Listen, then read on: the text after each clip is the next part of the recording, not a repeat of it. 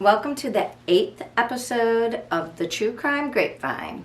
If you've been here before, welcome. We're going to try a little bit of a new setup, which is I'm going to make this little grapevine more of like a wine flight. We're going to unpack all the cases one by one, and hopefully we'll be able to have all the flights one right after the other in long form if you're interested in just sitting down and hearing what's been on the grapevine as through my eyes, all allegedly, because we know it's all just my opinion.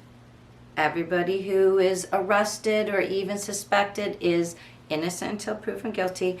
But hopefully it'll upload as both a long form if you use YouTube or podcast as a way to be busy while you're walking your dog or cleaning your house or doing some sort of menial activity.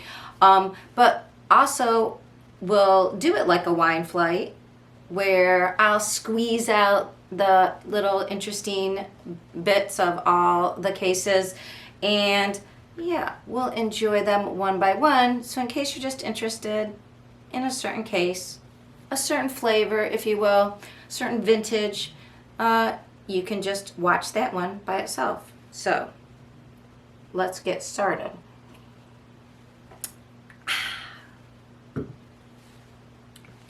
Our first case is going to be about Lori Vallow. All right, so is she or isn't she has been the talk since forever. She is. And what I mean by that isn't guilty, but competent. So, if you have been following the Lori Vallow case, she was a mother of three. She's accused of being involved in the unaliving of two of her children, as well as an ex, soon-to-be ex, but wasn't quite ex-spouse, as well as her lover's at the time spouse. This involves the cult of, I think it's called the First Church, or the Church of the Firstborn. It is an offshoot of Mormonism. This case took place in both Arizona, but mostly in Rexburg, Idaho. Chad Daybell was what we're going to call, and what everybody sort of thinks is a cult leader of this new offshoot, this splinter version of Mormonism. And he believed in past lives. And there was also a very interesting show about Mormonism, another like offshoot, not regular Mormons, right? So we know that there's offshoots and radicalizations of almost every religion. So this isn't anti-Mormon at all. This just has to do with that there was another offshoot similar, I think the last name was La Rosa, in the 70s and 80s. And they also, her daughter was speaking to someone on one of the YouTube podcasts, which I am blanking right now. It probably was Hidden True Crime, which is the case, the YouTube channel. Hi, Lori Hellas. Hi, Lauren. That follow and do big deep dives into the Vallow case. But there was all these deaths. The children were missing. They got Lori and Chad back. It's such an involved thing. I'm not really telling it clearly, am I? Probably need another sip of wine to get back on course. So, this cult was started. It seemed to be in an infancy. As far as we know, there maybe are 10 or 12 people, and some dropped out. But Lori was a true believer in Chad. They believed they were meant to be together because they had been together in past lives. And this other person talking about a different offshoot of Mormonism that took place in the 80s and 90s also involved people dying, and she called it blood atonement. So it was kind of interesting because there was something that she said way back in like that mainstream Mormons no longer believe, that you could atone for things basically by your sacrificing yourself. In the woman's case, she was talking about her father, who was the cult leader, and at the time she didn't know because she kind of grew up in this cult, but that they unalived people as a way of, like, her father would be like, well, they have to, it's basically saving them. They have to atone. So in the Lori and Chad Daybell case, you might remember them talking about people turning into zombies, and they had to save them, and the only way to save them was to allow the body had to die so that the spirit could be released from the evil zombie that was controlling it. Kind of also weird shades of, like, the Scientology stuff about you have thetans inside you and you need to be cleared. There seems to be a running theme here of somehow using religion. I don't know.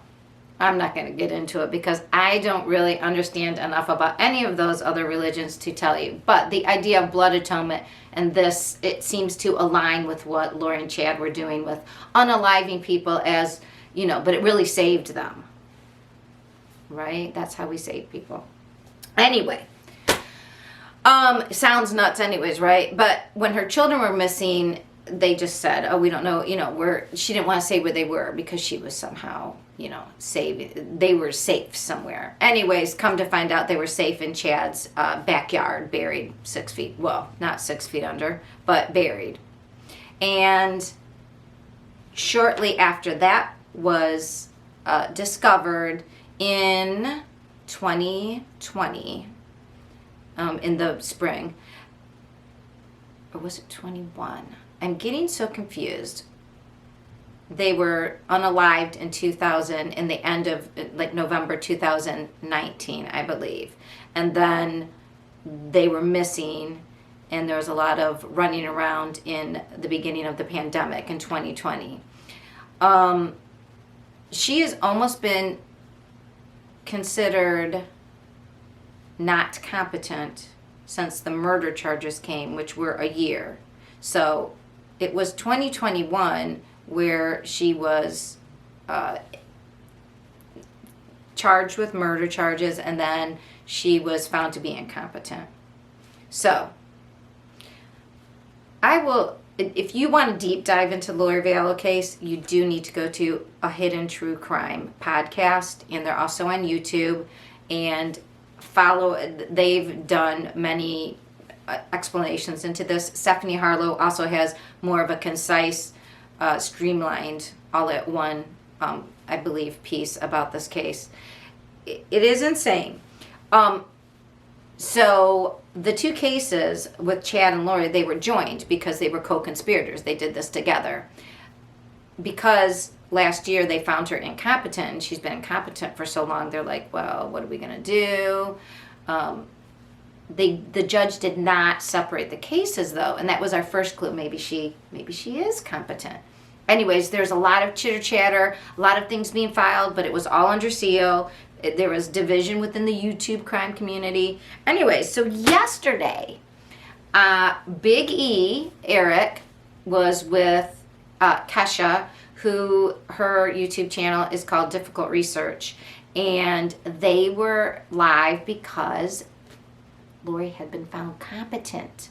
At 9:30 on Monday, yesterday, April 11th, Lori Vallow was found competent to stand trial, and therefore her case will still stay joined with Chad's, and we are very eager to find out what is going to happen next. All right.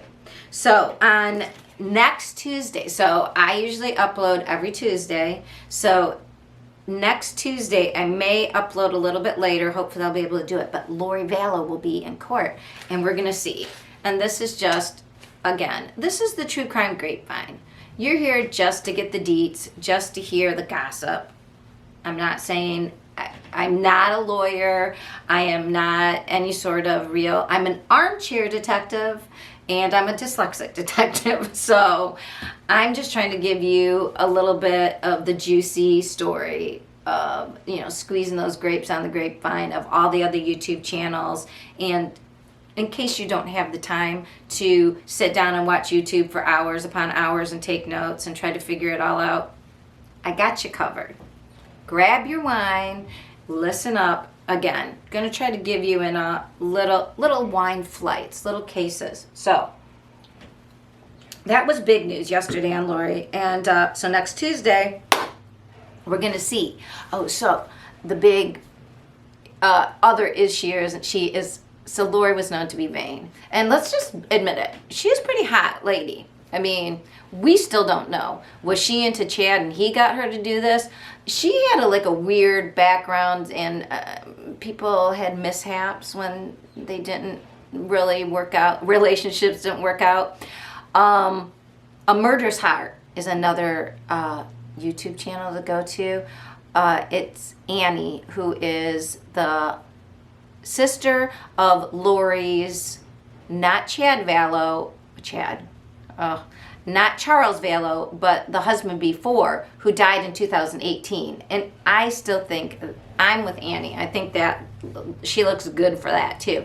So we're not sure who's the impetus for all these deaths around these people. I mean, is it Lori making Chad? Is it Chad making Lori? Was it a perfect storm of them together? We don't know. It's all alleged. We're not, they should be presumed innocent until proven guilty by a jury of their peers. But just here on the grapevine, just between you and me, as we're sitting here, I'm just going to say, I'm going to be very interested. Who was controlling who in that situation? Oh, so Lori is very conventionally good looking. She had long, luscious blonde hair and, always made up perfectly. Well, what is she going to look like now? That's the big scuttlebutt. We're all very interested. I mean, imagine not being able to get any Botox, any fillers, you have your hair done, you have your hair colored. It's just going to be interesting. I do think she's like a narcissistic personality type person. I think she is, or at least borderline personality. I think she's going to rock whatever look. I think she's going to act like, hey, I'm fabulous. Aren't I fabulous? I don't think she's going to be cowed in the least. I think we're going to see Lori Vallow Daybell on full display. On display. Okay, if you listen to Housewives, you know that's a song. All right, so that's all we have for the Lori Vallow case. Pour yourself, gosh, I'm going to have to pour another glass. Pour yourself another glass. We're going to do the next case and move on with our next flight on our true crime grapevine. Juicy scoops. Sorry, Heather McDonald. Heather McDonald's Juicy Scoops. I'm telling you some juicy stories from the grapevine. Don't want to get it twisted. Hi. If you liked this flight of episode 8's True Crime Grapevine, please put something in the comments. Like, subscribe, hit the notification buttons. You know how to do all the YouTube-y things, and I will see you with new flights next Tuesday. Bye.